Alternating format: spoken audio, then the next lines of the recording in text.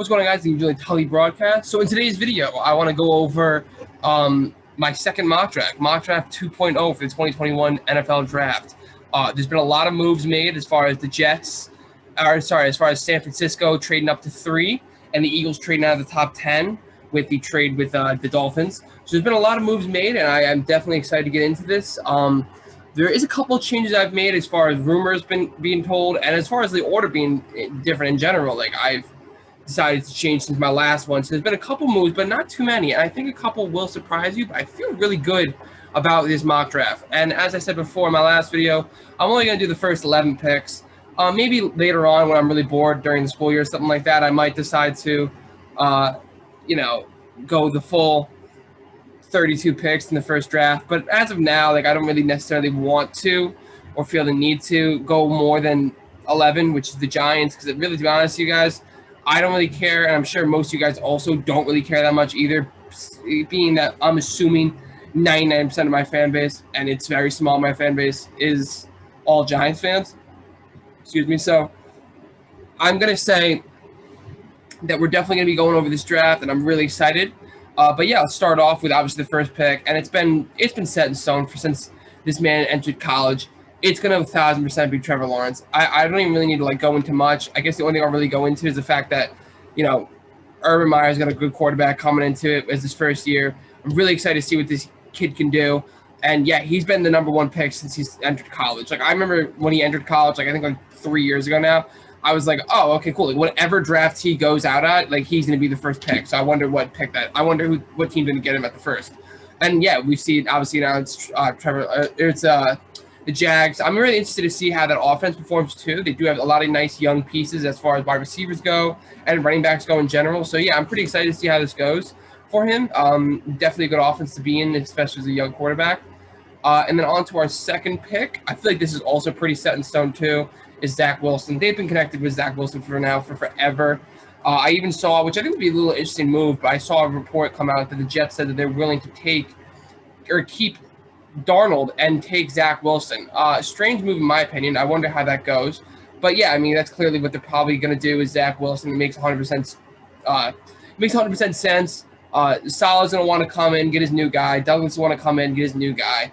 So, I've always made this argument that when new head coaches and new GMs come in and they have a young rookie quarterback, they want to get rid of that guy, because if they don't perform well, then they can just easily say, well, it's not my guy. You didn't let me pick my guy. It's not my guy. So they want to get their guy, and they want to put it on the line and see whether or not their guy can perform and show and take, reap the benefit of success.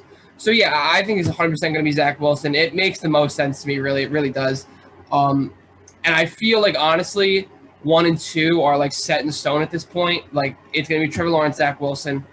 It almost feels like San Francisco has the first pick. It was kind of like last year when I honestly kind of felt the Giants had the first pick, as far as the first 3 picks were pretty much set in stone. Jeff Okudah was going to the Lions. Chase Young was going to the Washington football team. And then, Joe Burrow was going to the Cincinnati Bengals. That was pretty much set in stone. And the Giants were like, yeah, you guys have the first pick. Those are the 3 players. Act like they're not in the draft. And I think San Francisco will do the same thing as far as these are the first 2 picks. Just act like these 2 picks are not in the draft. So yeah, that makes the most sense to me. Starting at number 3, I think obviously now, I don't think it's an argument. There's no argument against this. San Francisco is 100% going to go quarterback. It makes the most sense to me. You don't trade all those picks and trade all those future assets to not go quarterback. And they've said it 1,000 times too. I saw a little presser of John Lynch trying to say trying to bluff or trying to keep a poker face, and it was awful. It was horrendous. It was so bad listening to that man try to explain how, they're open to this and that, yada yada. And they all talked to Jimmy too, and they kind of said, Jimmy, listen, we're gonna try to find a guy that can lead us for the future, stuff like that, yada yada. So they're clearly gonna go quarterback. It makes the most sense to me. Even without the coaches saying that they're gonna try to find something that's going to lead them for the future. It continues to make more sense as far as trading all those picks like I just recently said. So this one makes the most sense to me. But now the question lies, what quarterback are they going to take? There's a couple on the board right now. There's obviously the top 5 at Trevor Lawrence, Zach Wilson, Justin Fields, Trey Lance, and Mac Jones. And that's in real no order, although that is kind of like the order I think it probably is Mac Jones being the worst, Trevor Lawrence being the best. But I think they're going to go Mac Jones here. And I think it's pretty obvious, too, now, because the Niners head coach, Kyle Shanahan, and John Lynch, GM, both went to the pro day for Mac Jones. So it only makes sense that they're going to go to Mac Jones pro day when they could have also went to Justin Fields pro day on the same day. There were 2 pro days. Ohio State and Alabama both had their pro days on the same day. And both Kyle Shanahan and John Lynch both went to Mac Jones Alabama pro day. So clearly, like, that just shows you right there, like, this is who we're picking. Like, this is the guy. Kyle Shanahan also said that he likes the fact that he used to, like, never really go to pro days, really, to be honest with anyone, but because he wanted to, like, hide what he was doing. But now that he knows, like, he doesn't really have to hide anything anymore because he has the 3rd pick, like, he will be going to pro days. So, yeah, like, that pro day just goes to show, like, what player they want. And clearly they're probably going to go Mac Jones, although I think he's not the greatest pick. I'm not a big fan of Mac Jones, and that's strictly because I don't like Mac Jones for the reason that I think his team has been too good. And it sucks that you have to take that away from him, but I think you do. I think you have to take that away from him. I think his team is too good, and I don't think he's going to be good enough to – I don't know how he's going to handle when he doesn't have a team like that. I mean, like, life is easy when you have Najee Harris in the backfield, a great offensive line, Devontae Smith, and Jalen Waddle on your team. Like, life's pretty freaking easy when you have that as a quarterback. So, yeah, I just don't know, and I don't think he's going to be that good. I'm not the biggest Mac Jones fan, but, yeah, wow, they have him ranked 34th. Jesus. Yeah, I think this is the pick. I think he's going to go 3rd in the draft, sadly. Well, not really sadly, because I'm not really that big of a fan of San Francisco, so it doesn't really matter to me. But, yeah, I think it makes sense that they're going to go Mac Jones there.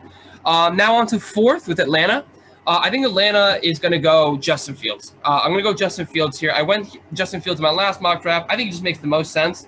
But the only thing that's deterring from this pick is they might go Penei Sewell if they like what's his name, if they like Matt Ryan enough. If Matt Ryan is their quarterback for the future, because again, he's not that old. I think he's like 35, 36, so he's not, like a mummy, but they might be willing to go if they like Matt Ryan. I think they go Penei Sewell and continue to try to win. Although I think it'd be a weird move as far as they have not been good the last 2 years. But I don't think they will, because I think what they're going to do is they're going to let Justin Fields sit for the year, or at least half the year. He's going to sit for a while, be the backup quarterback, learn under Matt Ryan, and then if you cut Matt Ryan next year, you save $20 million. You have a dead kit. There's a dead cap of $20 million, but you save $20 million. So it makes the most sense to me. Justin Fields is a good quarterback. I think a great guy. He's a hometown kid. So, yeah, I mean, he did this before when he tried to bet on himself to go to Georgia to try to see if he could beat out, what's his name, Jake Fromm for the starting quarterback. Didn't do it, sat behind him like a champ, learned how to be a good college quarterback. And then the next year he transferred to Ohio State and killed it and balled out. Like, he just balled out in general. Made it to, like, I think he made it to the whatchamacallit. He was like they were like the 2nd or 3rd place teams. So they were playing in the championship before the actual championship. Wow, I can't believe I don't know, the runner-up. They were the runner-up. So they were on a great team. So yeah, and then also they repeated that again as far as I think they were in the actual national championship. So this guy's a winner. He knows how to do it. He knows how to play. I think he's a good player in general. I think he has a nice arm. And I think a year to sit, or maybe even 6 months to sit, would be really good for him. It would benefit a lot. And as you can see now, we went, and it's really cool to look at. You went quarterback. So I wasn't really sure if this was going to happen as far as the Dolphins. If the Dolphins are there, I didn't think that was going to happen at all. But now you have 4 quarterbacks going to the top 5. That is wild. I'm not sure if that ever happened ever. It just goes to show how rich this quarterback draft is. And you will be surprised, but I believe there's going to be one more quarterback taken in the top 10. So that would be 5 quarterbacks in the top 10, which is ridiculous. But on to the next pick, we have the Bengals. And now, in my last mock draft, I said this was an easy pick, Penei Sewell, all the way. You need to protect Joe Burrow. But supposedly there have been reports saying that Joe Burrow really wants Jamar Chase. He wants to get that connection again. They have great chemistry together. They balled out together on LSU when they're on the same team together. So supposedly there has been rumors that Ja'Marr Chase is going to be at 5.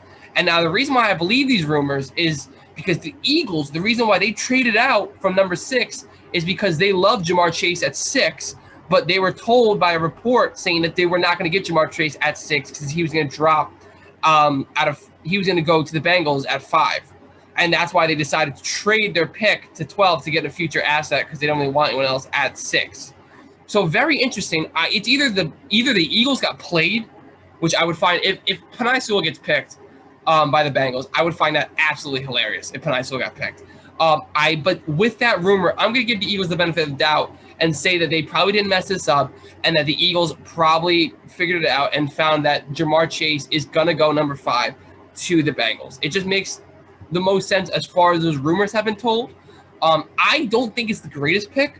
I don't think the Bengals have awful weapons. They have Joe Mixon, T. Higgins, Tyler Boyd. They have good weapons. Ja'Marr Chase obviously steps your weapons up 1,000%, makes them a lot better.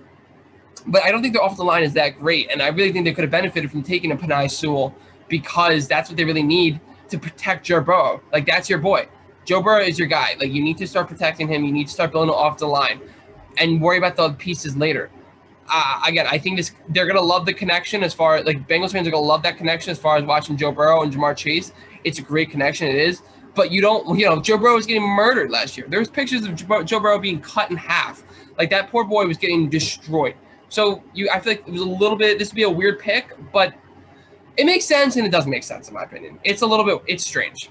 Now on to the Dolphins. And I think the Dolphins here could do a couple things. I really do. I think they could also, Penei Sewell is there.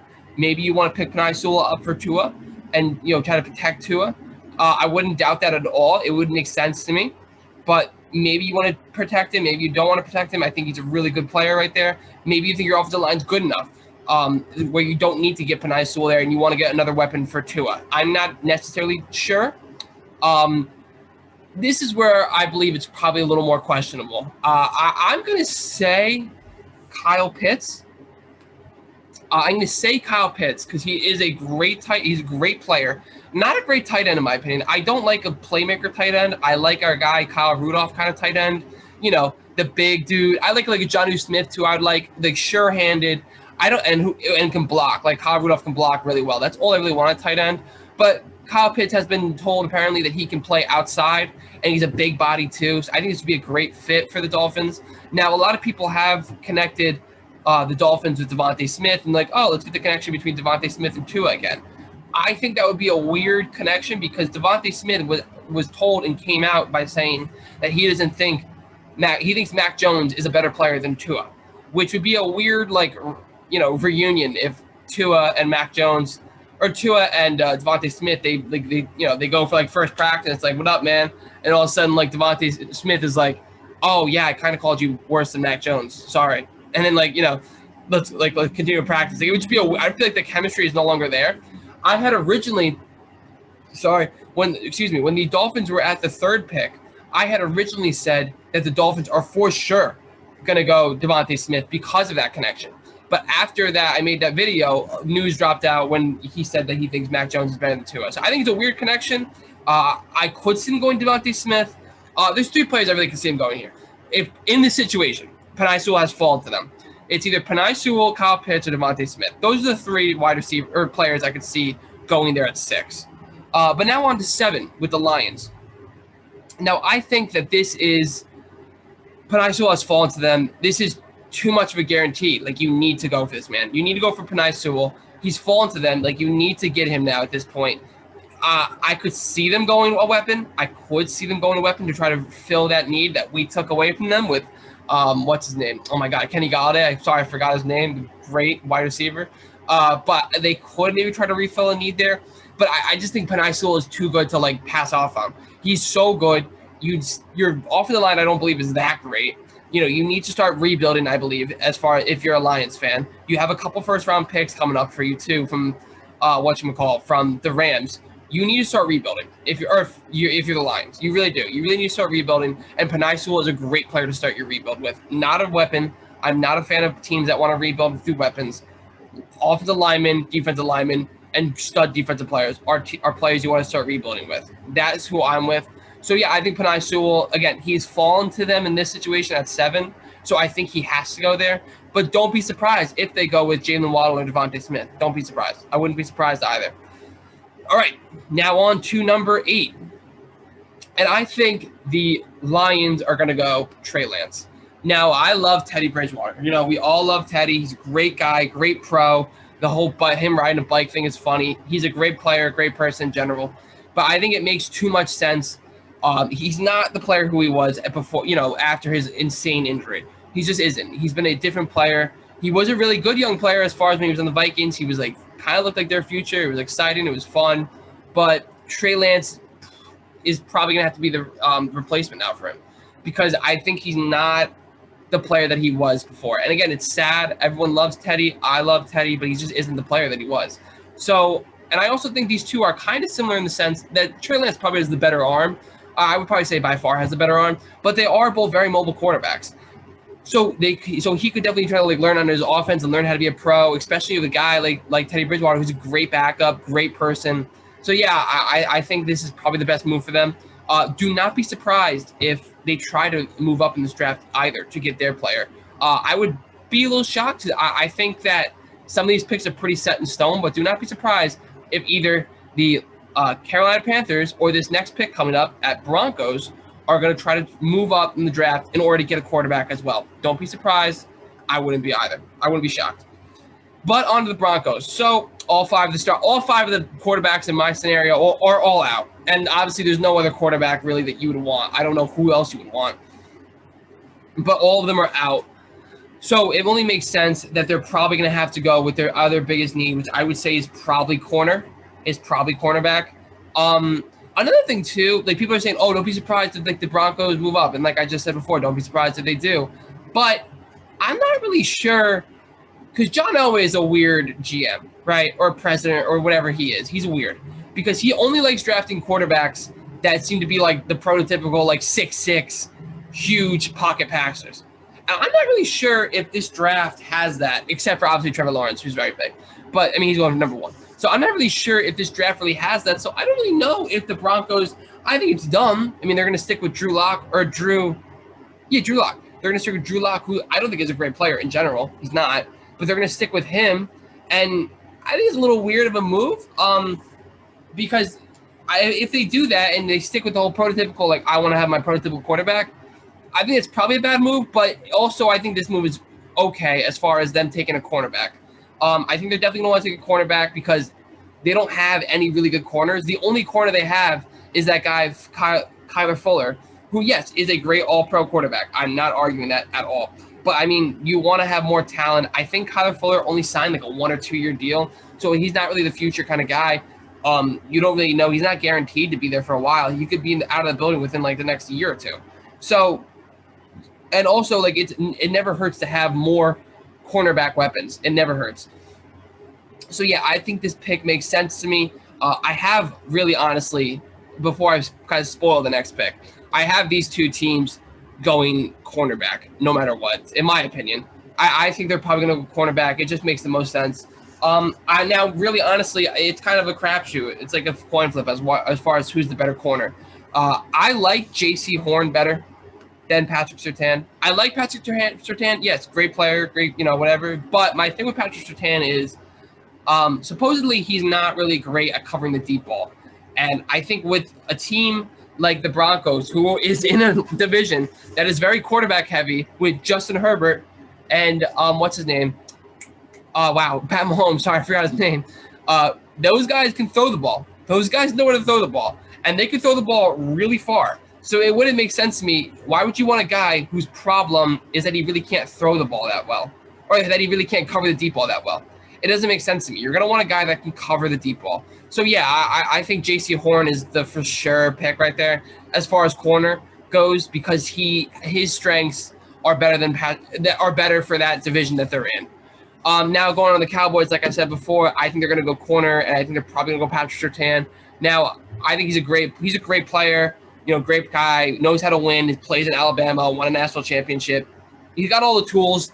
Again, my only problem with him is that he's not a great deep ball corner. He really can't cover that well. That's the report on him. So I would be worried about picking him in a league that's getting more vertical. You're seeing more teams throw the ball, throw the deep ball, and try to get quarterbacks that can throw the deep ball. So, yeah, to me, this is a weird pick. I don't really think it's the best pick, but I can see it happening. I truly can. I really can see Patrick Surtain going to the Cowboys. I think it's the pick that needs to be made as far as them because they need a corner. I just don't think he's the best. He's a good corner, per se, which is a little weird. I'm probably going to eat those words when he covers our guys. But, again, I don't think he's amazing because he can't cover the deep ball. That's my biggest problem with him. But now on to the best pick that we're going to be making here, the premier pick, which is the Giants. And I think the Giants are kind of split up into three things.